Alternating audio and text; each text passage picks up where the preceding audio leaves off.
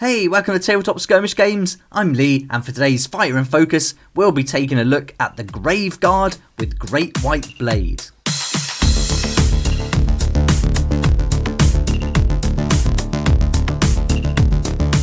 We recently saw the preview for the Soulblight Gravelords Start Collecting set, which has got that new White King on Skeletal Steed included. So I thought this would be a great time for today's Fighter in Focus to do one of our Graveguards, and with this one we've chose the Graveguard with the Great Wight Blade.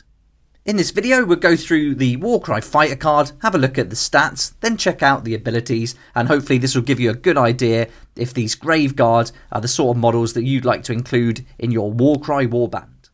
These Graveguard have been around for a while, so these aren't new models by any means, and these were included in the Warcry Legions of Nagash box set, and there's some great fighters, and they really make up for what's lacking perhaps in the regular skeleton army. So I think these are definitely good to have in your warband, especially if you like playing Legions of Nagash. But with all these new Soulblight Gravelords coming out, these could be something you'd like to include as well. We may get some updates for the Soulblight Gravelords with Warcry fighter cards are concerned, but for now, let's use this one that came with the Legions of Nagash, which is perfect for this guy. And so here you can see we've got the miniature, and he matches the miniature on the picture with the different blades, and you've got some different headdresses on them, so you can give them different helmets, and so there's a nice selection to choose from. You can really mix it up. There's also another version of the Graveguard that you can build, and that is the Graveguard with a white blade and crypt shield, and this increases their toughness. But today we're going to focus on this guy, the Great Wight Blade.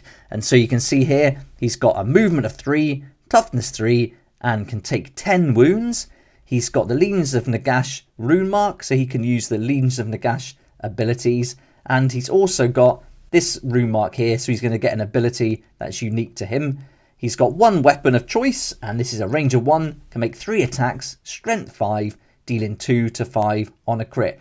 So this is quite low at 85 points, but wow, having that strength 5 and being able to do 2 to 5 damage is really impressive. And we're not getting a lot here. Movement's very slow, toughness is terrible, and only take 10 wounds, which is pretty standard for this point range.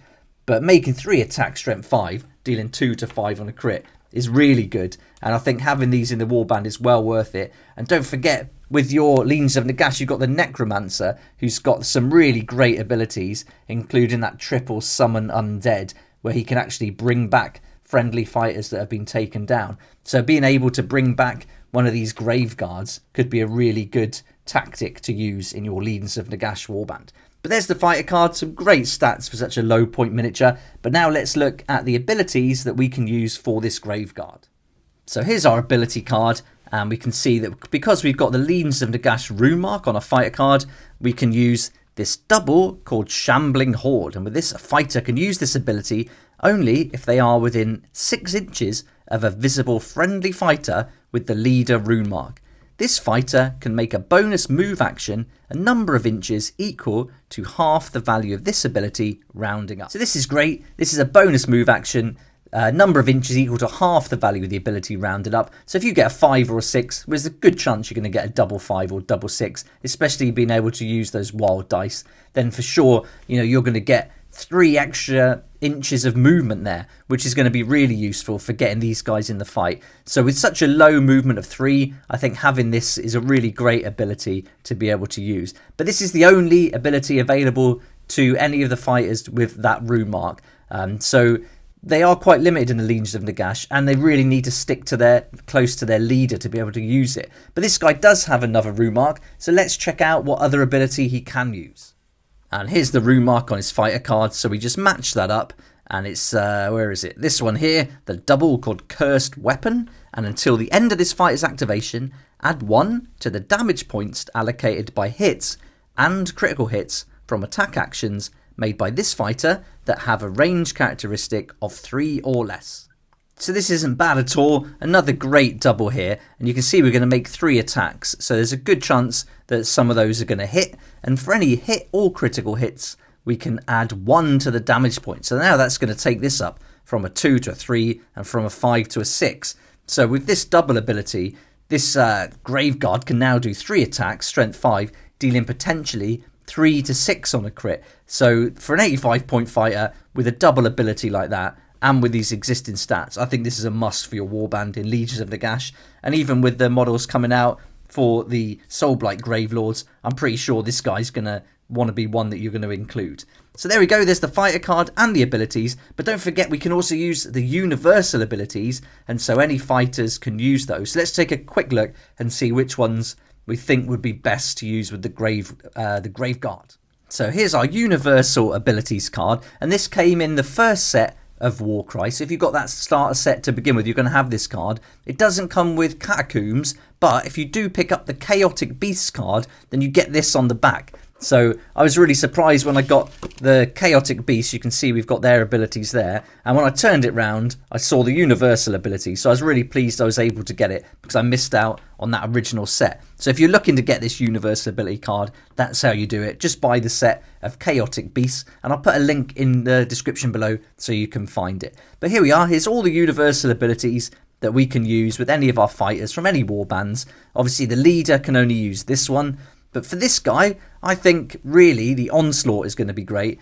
Adding from that 3 to make it 4 attacks, strength 5, dealing 2 to 5 on a crit, is a great use of a double. So this double Onslaught's really good. I thought about the quad, but as we look back to the Legions of Nagash, that Van Hel's Dance Macabre is such a great ability that I wouldn't waste a quad on this dude when I could use it on the Necromancer and do such a powerful ability. But there we go, there's the extra abilities we can use from the universal abilities for the Grave Guard, and that brings us to the end of today's Fighter in Focus video.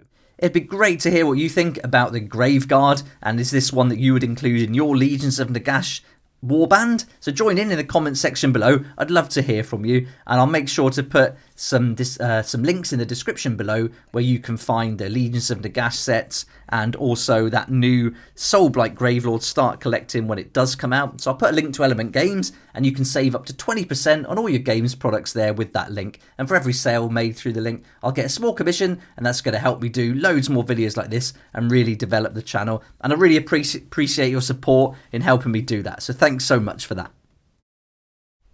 If you like this kind of content and would like to support the channel, then please check out my Patreon page, and thanks to everyone who's joined so far. It's really awesome. We hang out on Discord, talk about the hobby, share ideas and help each other out, and you'll get some perks there that you're not going to find anywhere else. So I'll put a link in the description, and it'll be great to see you there.